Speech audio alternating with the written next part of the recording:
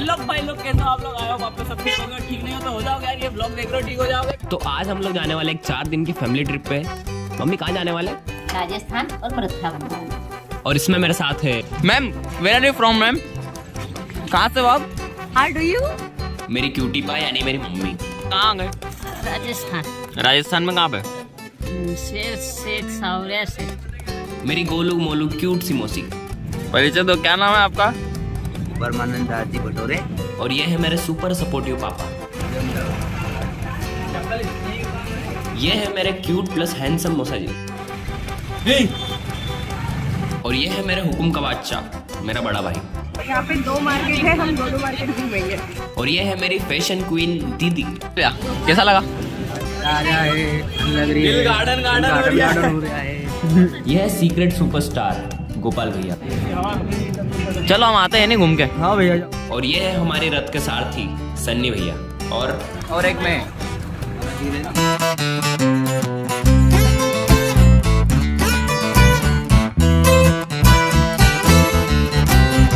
नहीं मौसी। बोल बोल बोल बोल। चल आगे।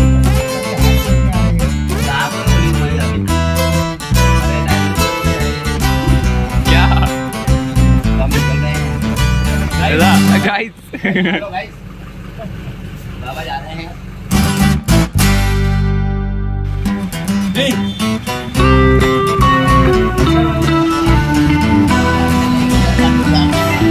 एक दो तीन चार और एक मैं। और फिर हम सब निकल गए राजस्थान के लिए।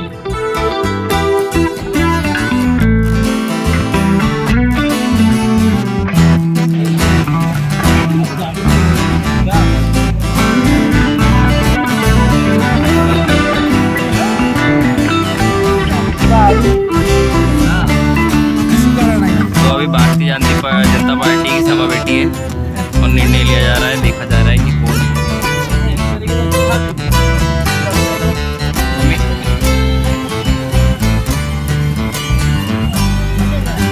मम्मी बोलो पन्नी।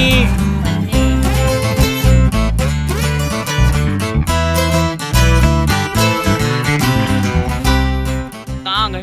राजस्थान। राजस्थान में कहाँ पे? शेर शेख सावरिया से। कैसा लग रहा है मुझे? बहुत अच्छा। बहुत अच्छा लग रहा है।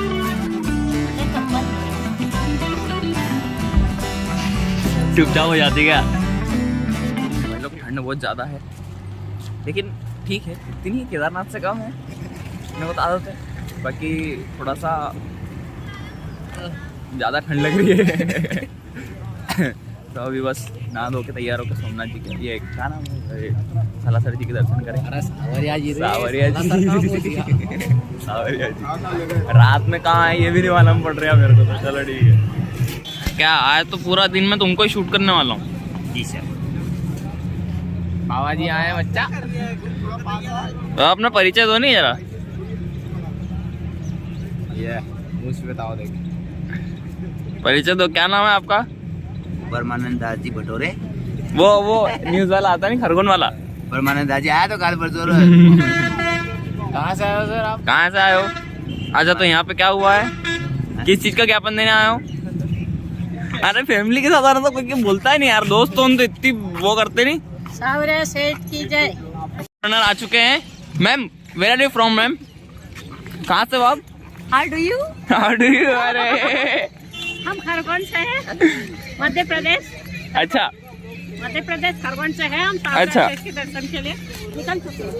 तो भाई लोग आज पूरे ब्लॉग में मम्मी, मौसी, पापा और मौसा जी ये 4 ही दिखेंगे, बाकी हम तो कहीं नहीं दिखने वाले।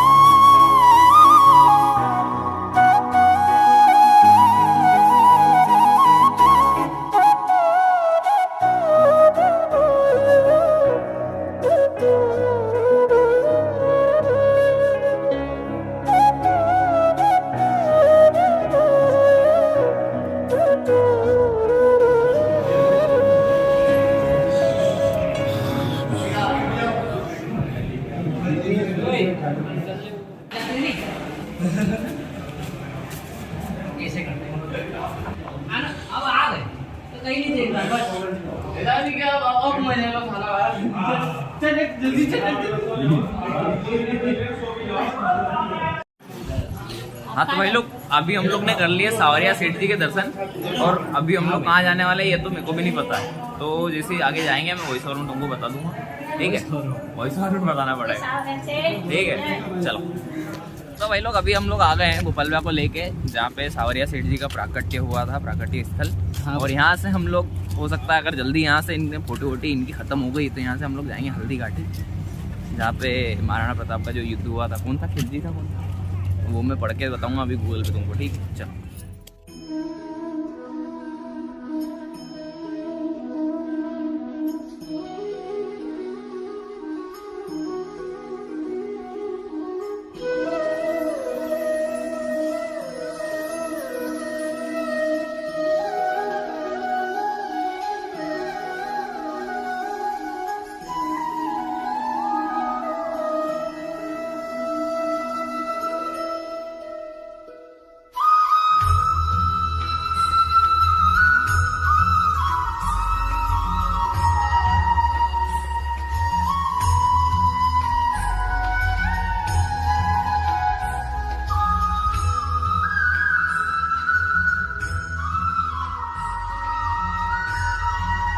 और यहाँ से निकलकर हम लोग पहुँच गए हल्दी घाटी।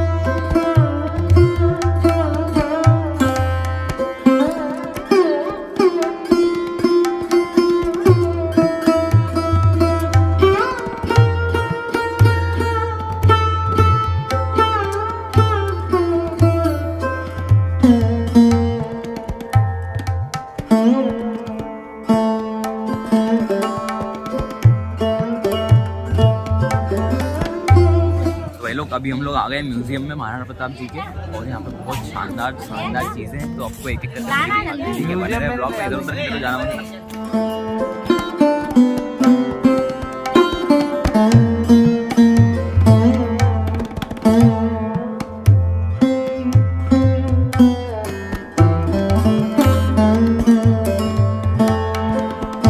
इस म्यूजियम के संस्थापक श्रीमान मोहन जी शिमाई है। 18 जून 1576 ईस्वी को हल्दी घाटी का घमासान युद्ध हुआ था। ये युद्ध केवल एक दिन का था, जो मेवाड़ के राजा महाराणा प्रताप एवं मुगल अकबर की सेना के मध्य हुआ था। इस युद्ध में अकबर स्वयं नहीं आए थे। उन्होंने आमेर जयपुर के राजा मानसिंह को अपना सेनापति बनाकर भेजा था। हल्दी घाटी का युद्ध 5 किलोमीटर लंबे और 200 मीटर चौड़े क्षेत्र में हुआ।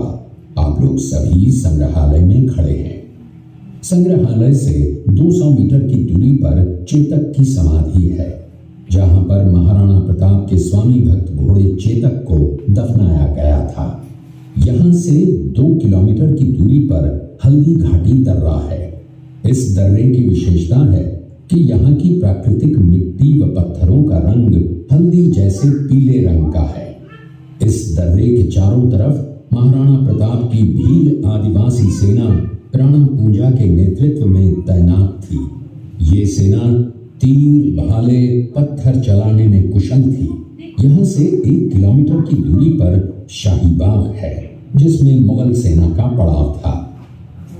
मुगल सेना 18 जून 1576 ईस्वी को प्रातः सूर्योदय के साथ मेवाड़ की राजधानी गोगुंदा की तरफ आगे बढ़ने लगी, तो उन पर महाराणा प्रताप की सेनाओं ने आक्रमण किया और उनसे गोरिल्ला पद्धति से युद्ध किया।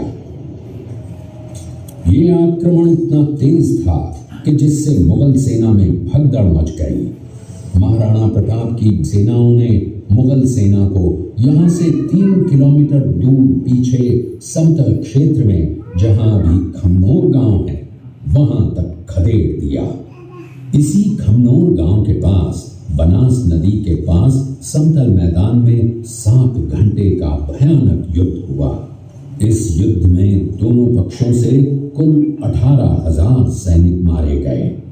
जब ये युद्ध समाप्त हुआ तो वहां पर मानसूनी बरसात हुई और वहां पर कटी हुई लाशें और खून ने पानी में मिलकर एक तलाई का रूप ले लिया।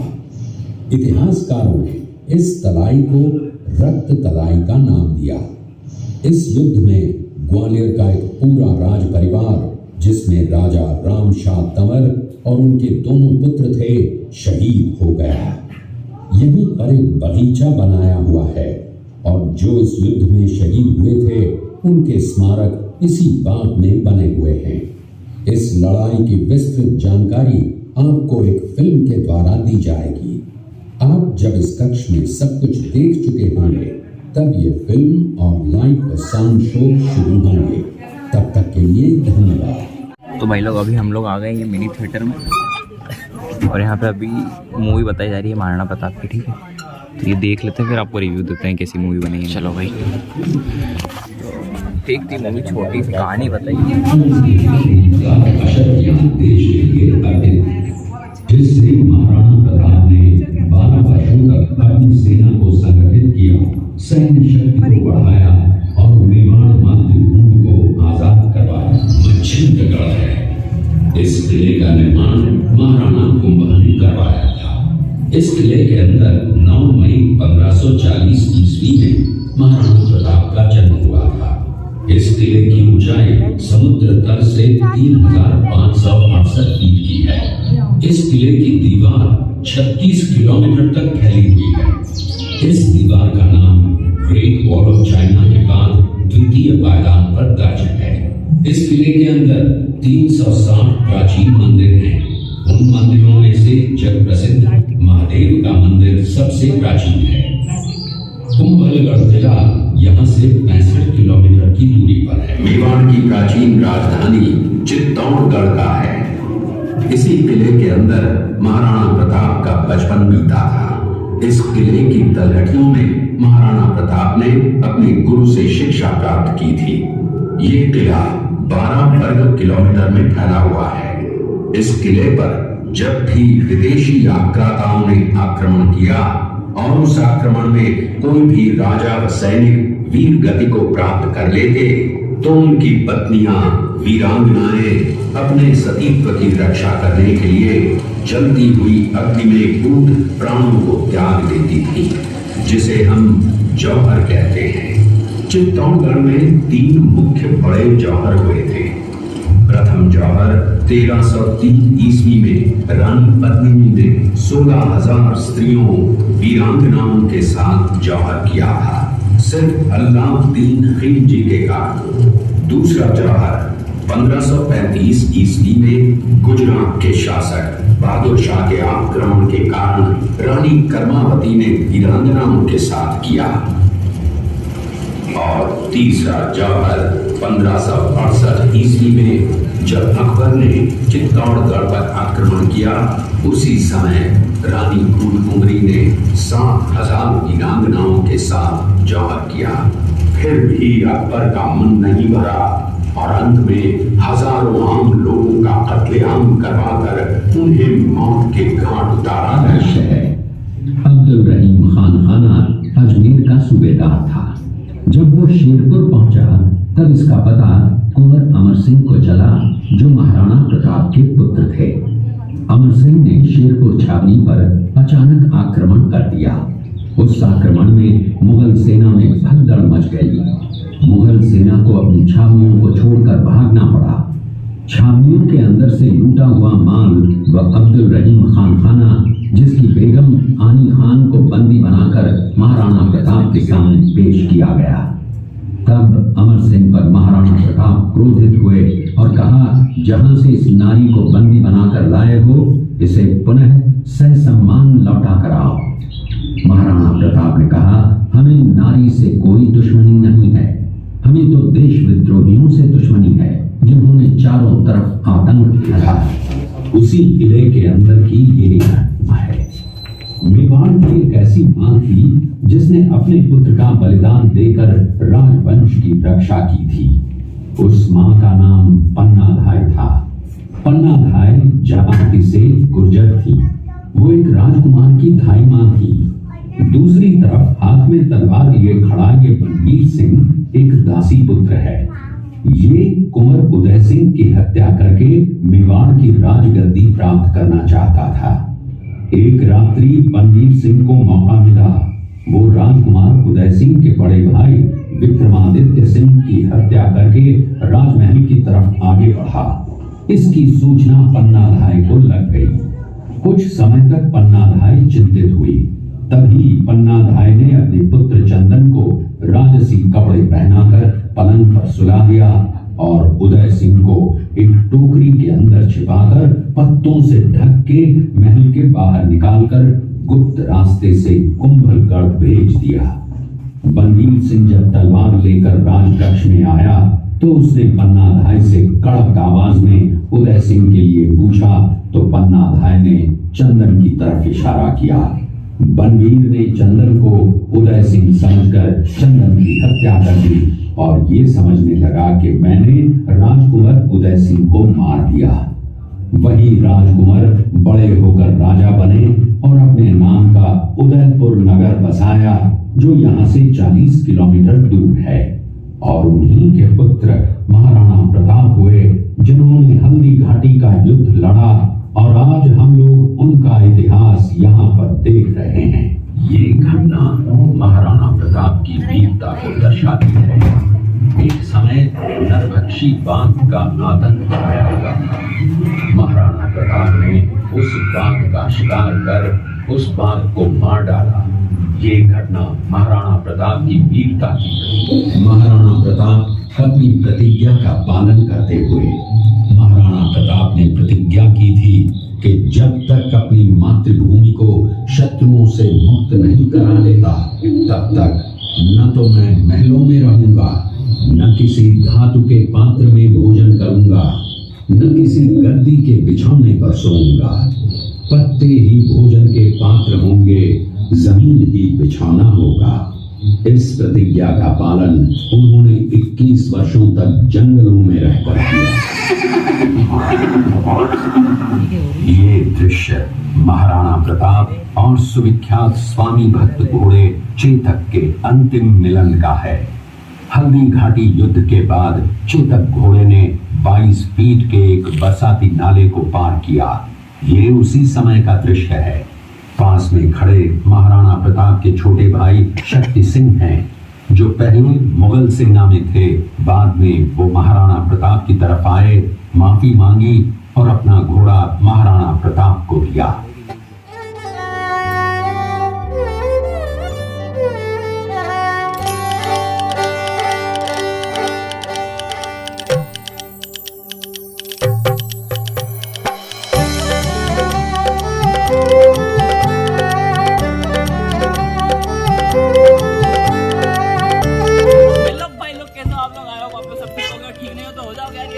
ठीक हो जाओगे। तो आज हम लोग मूड पे बैठे हैं राजस्थान आके, तो उससे बात कर लिए मैंने 1 मिलियन सब्सक्राइबर हो जाएंगे तो खरीद के ले जाएंगे तो आने के अपने लगे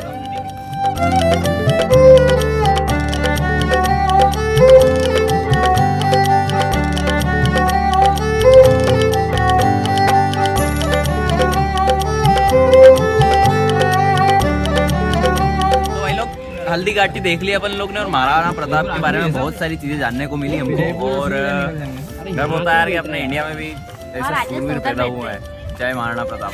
तो अब आगे चलते हैं। हम आगे कहाँ जाने वाले हैं? यहाँ से नागद्वारा जाएंगे और फिर पुष्कर जी। तो इसके बाद कहाँ जाने वाले हैं तो एक ही ब्लॉग में सब कवर करने वाले हैं, तो जल्दी जल्दी फटाफट खत्म करेंगे। चलो।